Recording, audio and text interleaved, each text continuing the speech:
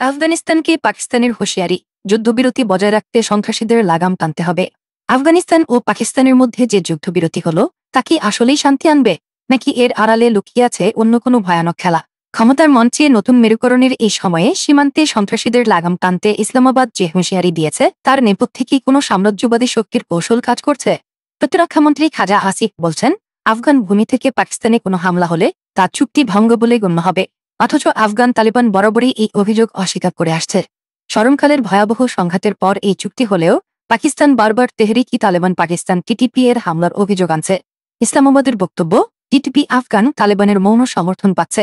তালেবান সরকারকে আন্তর্জাতিকভাবে বিচ্ছিন্ন করার যে পশ্চিমা এজেন্ডা, তার সুযোগ কি ইসলামাবাদ নিচ্ছে কিনা সেটিও একটি বড় প্রশ্ন।